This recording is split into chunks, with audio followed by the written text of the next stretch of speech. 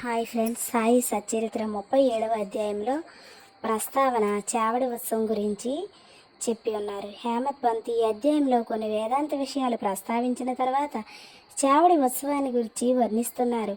ప్రస్తావన: శ్రీ సాయి జీవితం మిగుల పావనమైనది. వారి నిత్యకృత్యాలు ధన్యములు, వారి పద్ధతులు చర్యలు వర్ణింపనలవి కానివి. కొన్ని సమయాలందు వారు బ్రహ్మానందంతో మైమరిచేవారు, మరికొన్ని సమయాలందు ఆత్మజ్ఞానంతో తృప్తి పొందేవారు. ఒక్కొక్కప్పుడు అన్ని పనులు నెరవేర్చుచు ఎట్టి సంబంధం లేనట్లు ఉండేవారు. ఒక్కొక్కప్పుడు ఏమీ చేయనట్లు కనిపించినప్పటికీ వారు సోమరిగా కానీ నిద్రించేవారుగా కానీ కనిపించేవారు కాదు. వారు ఎల్లప్పుడూ ఆత్మానుసంధానం చేసేవారు. వారు సముద్రం వలె శాంతముగా తొనకగా ఉండినట్లు కనిపించినను వారి గాంభీర్యం లోతు కొనుగొనరానివి. వర్ణనాతీతమైన వారి నైజము వర్ణింపగలవారెవరు? పురుషులను అన్నదమ్ముల వలె, స్త్రీలను అక్క చెల్లెళ్ళ వలె చూసుకునేవారు. వారు శాశ్వత అస్ఖలిత బ్రహ్మచర్యము అందరూ ఎరిగినదే. వారి సాంగత్యమున మనకు కలిగే జ్ఞానము మనం మరణించే వరకు నిలుచుగాక. ఎల్లప్పుడూ హృదయపూర్వకమగు భక్తితో వారి పాదాలకు సేవ చేసేదముగాక. వారిని సకల జీవకోటి యందు చూచెదముగాక. వారి నామము ఎల్లప్పుడూ ప్రేమించదముగాక. వేదాంత సంబంధమైన దీర్ఘోపన్యాసం చేసిన పిమ్మట హేమత్ పంత్ చావడి ఉత్సవాన్ని వర్ణించటానికి మొదలుపెట్టారు. చావడి ఉత్సవం బాబా శయనశాలను ఇదివరకే వర్ణించితిని. వారు ఒకనాడు మసీదులోను ఇంకొకనాడు చావడిలోను నిద్రిస్తుండేవారు. మసీదుకు దగ్గరలోనే చావడి 2 గదులతో ఉండేది. బాబా మహాసమాధి చెందు వరకు ఒకరోజు మసీదులో ఇంకొక రోజు చావడిలో నిద్రించుండేవారు. 1910 డిసెంబర్ 10వ తేదీ నుండి చావడిలో భక్తులు పూజా హారతులు జరపడం మొదలుపెట్టారు. బాబా కటాక్షంచే దీన్నే ఇప్పుడు వర్ణిత్తము. చావడిలో నిద్రించే సమయం రాగా భక్తులు మసీదులో గుమిగూడి కొంతసేపు మండపంలో భజన చేసేవారు. భజన బృందం వెనుక రథము, కుడివైపు తులసి బృందావనం, ముందర బాబా, వీని మధ్య భజన జరుగుచుండేది. భజన యందు ప్రీతి గల స్త్రీ పురుషులు సరైన కాలానికి వస్తుండేవారు. కొందరు తాళాలు, చిడతలు, మృదంగం, కంజీర, మద్దెలలు పట్టుకుని భజన చేస్తుండేవారు. సూదంటి రాయవలే సాయిబాబా భక్తులందరినీ తమ వద్దకు ఈడ్చుకొనిడేవారు. బయట బహిరంగ స్థలంలో కొందరు దివిటీలు సరిచేయుచుండేవారు. కొందరు పల్లకీలను అలంకరించేవారు. కొందరు బెత్తములను చేత ధరించి శ్రీ సాయినాథ్ మహారాజ్కి జై అని కేకలు వేస్తుండేవారు. మసీదు మూలలు తోరణాలతో అలంకరించుచుండేవారు. మసీదు చుట్టూ దీపాల వరుసలు కాంతిని వెదజల్లుచుండేవి. బాబా గుర్రము శ్యామకర్ణ సజ్జితమై బయట నిలుచుండును. అప్పుడు తాత్యా పాటిల్ కొంతమందిని వెంటబట్టుకుని వచ్చి బాబాను సిద్ధంగా ఉండండి అని చెప్పేవాడు. బాబా నిశ్చలంగా కూర్చునేవారు. తాత్యా పాటిల్ వచ్చి బాబా చెంకలో చేయి వేసి లేవనెత్తుచుండేవాడు. తాత్యా బాబాను మామా అని పిలిచేవాడు. నిజంగా వారి బాంధవ్యం మిక్కిలి సన్నిహితమైనది. బాబా శరీరంపై మామూలు కఫినీ వేసుకొని చెంకలో సటకా పెట్టుకొని చిలుమును పొగాకును తీసుకొని పైన ఒత్తిరీయం వేసుకొని బయలుదేరడానికి సిద్ధపడుచుండేవారు. పిమ్మట తాత్య జలతారు సల్లాను బాబా ఒడిలిపై వేసేవారు. అటు పిమ్మట బాబా తన కుడి పాదం బొట్నవేలుతో దునిలోని కట్టెలను ముందుకు తోసి కుడి చేతితో మండుచున్న దీపాన్ని నార్పి చావడికి బయలుదేరేవారు. అన్ని వాయిద్యాలు మోగేవి. మతాబా మందు సామాన్లు అనేక రంగులు ప్రదర్శించుచు కాలేవి. పురుషులు, స్త్రీలు బాబా నామాన్ని పొగుడుచు మృదంగము, వీణల సహాయంతో భజన చేయొచ్చు ఉత్సవంలో నడుచుచుండేవారు. కొందరు సంతోషంతో నాట్యం చేసేవారు. కొందరు జెండాలను చేతపట్టుకునేవారు. బాబా మసీదు మెట్లపైకి రాగా బాల్దారులు శ్రీ సాయినాథ్ మహారాజ్కి జై అని కేకలు పెట్టుచుండేవారు. బాబా కిరుపక్కల చామరములు మొదలగును పట్టుకుని విసురుచుండేవారు. మార్గమంతా అడుగులకు మడుగులు పరిచేవారు. వానిపై బాబా భక్తుల కేలూతుతో నడిచేవారు. తాత్య ఎడమ చేతిని, మహల్సాపతి కుడి చేతిని, బాపు సాహెబ్ జోగ్ శిరస్సుపై ఛత్రము పట్టుకునేవారు. ఈ ప్రకారంగా బాబా చావడికి పయనమైచుండేవారు. బాగుగాను పూర్తిగాను అలంకరించిన ఎర్రగుర్రము శ్యామకర్ణ దారి తీయుచుండేది. దాని వెనుక పాడేవారు, భజన చేయవారు, వాయిద్యాలు మ్రోగించేవారు, భక్తుల సమూహం ఉండేది. హరినామ స్మరణతోనూ బాబానామ స్మరణతోనూ ఆకాశం బద్దలగినట్లు మారు మ్రోగుచుండేది. ఈ మాదిరిగా శోభాయాత్ర మసీదు మూల చేరేసరికి ఉత్సవంలో పాల్గొనే వారందరూ ఆనందిస్తుండేవారు. ఈ మూలకు వచ్చేసరికి బాబా చావడి వైపు ముఖం పెట్టి నిలిచి ఒక చిత్రమైన ప్రకాశంతో వెలిగేవారు. వారి ముఖము ఉదయ సంధ్య వలె లేదా బాలభానుని వలె ప్రకాశించుచుండేది.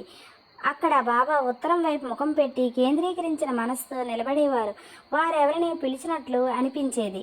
సమస్త వాయిద్యాలు మోగుతున్నప్పుడు బాబా తన కుడి చేతిని కిందకు మీదకు ఆడించేవారు.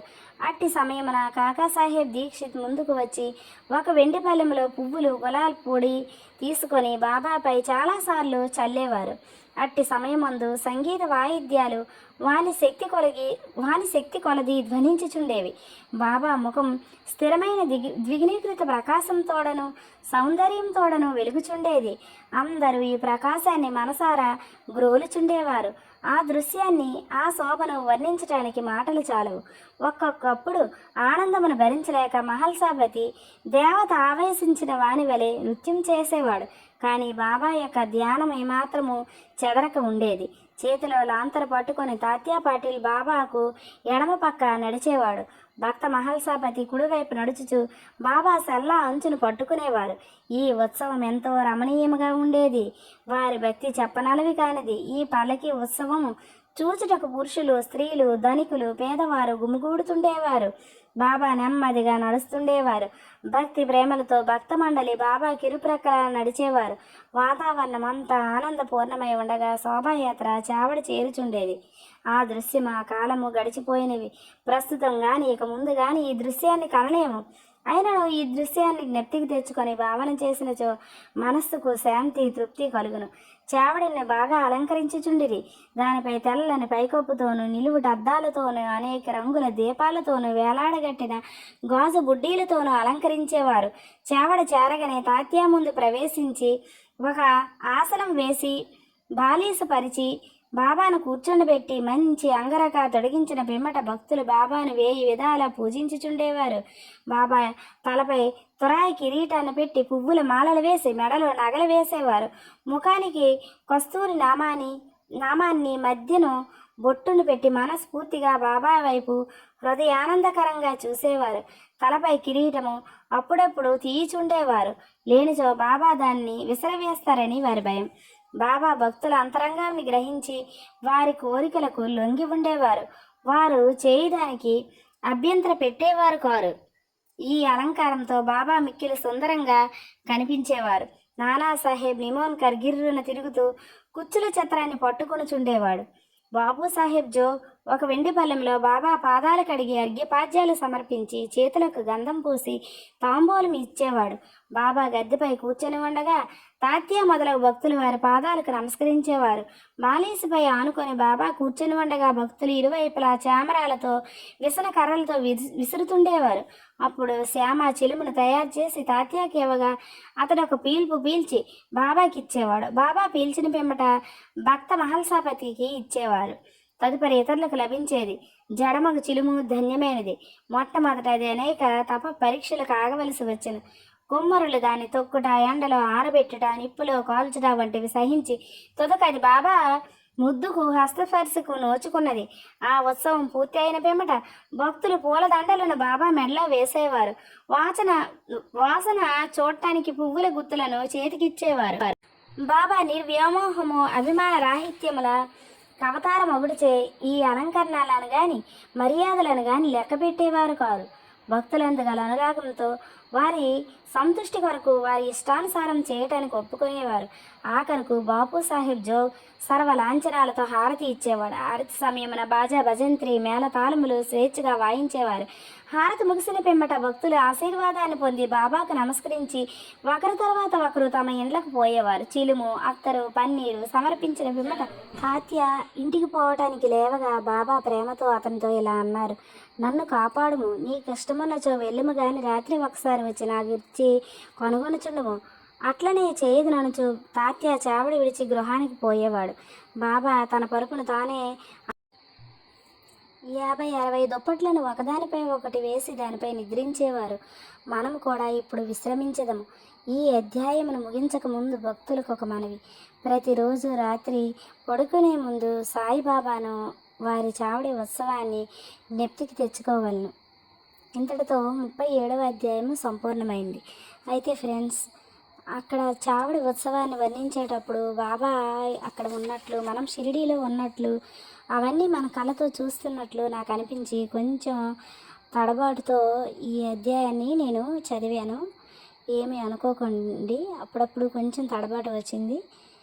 అంటే పూర్తిగా నేను షిరిడి వెళ్ళిపోయాను, ఇక్కడ లేను, అందుకనే అలా అనిపించింది. అయితే ఫ్రెండ్స్, నా